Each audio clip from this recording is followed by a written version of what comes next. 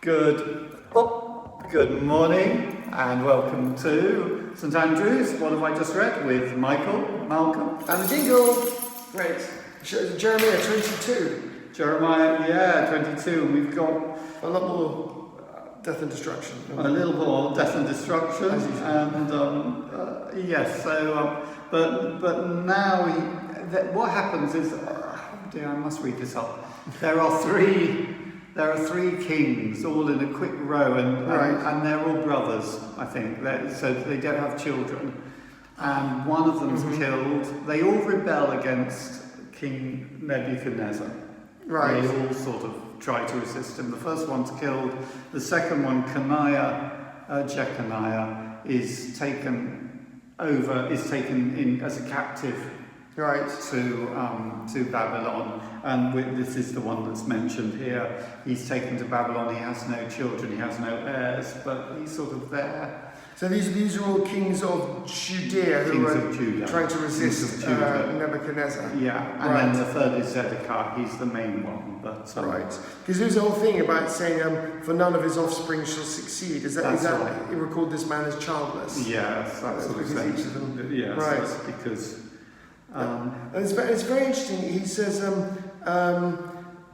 he has this whole thing about the shepherds who've been scattering his flock. He will come and strike them down. And he said, "Then I myself will gather the remnant of my flock out of all the lands where I've driven them, and I'll bring them back to their fold, and they shall be fruitful and multiply." And one of the big pictures that we have of Jesus in John's Gospel is that of coming to gather. Exactly, because it does sound like come to gather God's people together.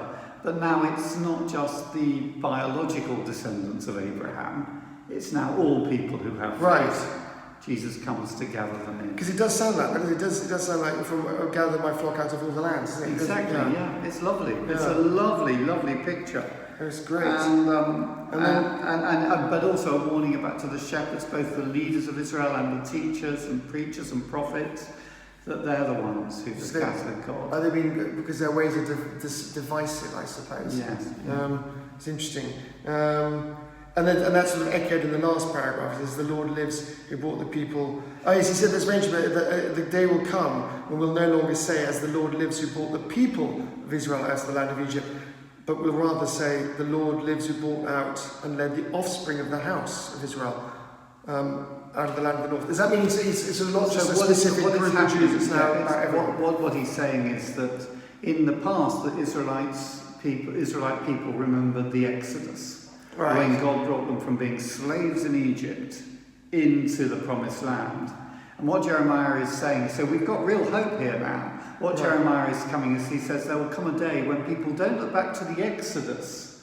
They look back to the time when we were in exile, we were in captive in Babylon, and God brings us back to the promised land. Right. So it is this sort of, God's going to do a new Exodus. Right. But does that involve more people? Well, in this, it will do, clearly it will do, but in this particular... It's the offspring of the house of Israel. Does that mean that could be... Well, he's just saying, I'm going to do a new Exodus. Okay. I'm going to do a new Exodus. And in one sense, again, as Christians, we believe that Jesus is the one who does the new Exodus. He brings us not out of a physical captivity, but out of captivity to sin and to death. Right. And he brings us to freedom. So, Exodus 2.0. Right. Exactly. Exactly. And John chapter 12, this great story of... Right, the nard and the anointing Jesus' feet. This is John 12, yes, where Mary anoints Jesus. Mary, the sister of Lazarus, who Jesus has just raised from the dead. This costly perfume must have cost about $20,000, maybe, something like that. And she pours it on Jesus' head and then Jesus' feet and wipes them with her hair. This has happened earlier on, in another situation. But really? She's done this before? Not Mary, probably not Mary, but somebody else. Okay. Yeah, right. Or maybe it's the same incident reported in a slightly different way.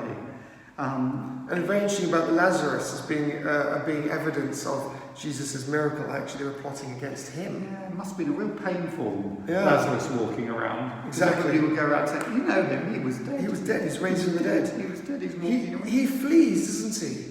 I think.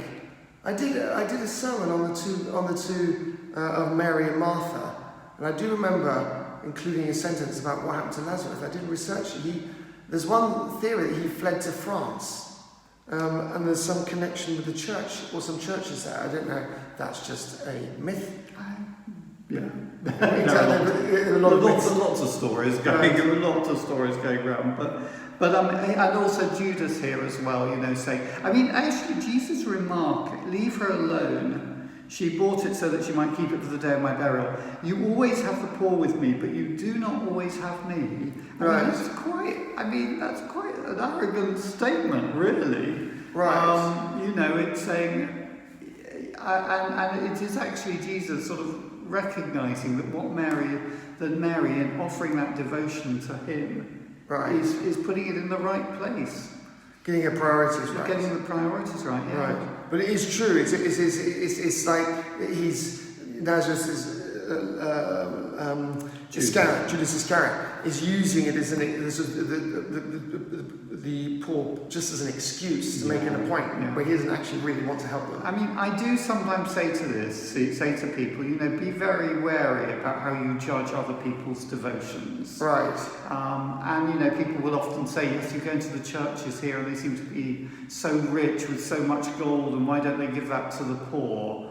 And I say, yeah, maybe there is something in that, but at the same time, if people wish to put that which is beautiful to adorn their worship, don't be so quick to judge that. Yeah. It could be that they're getting their priorities right.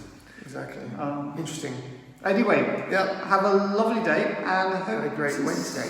See you tomorrow. Yeah. Bye. I'll be in Dubai tomorrow. Oh my word, how exciting! We'll go for a long weekend.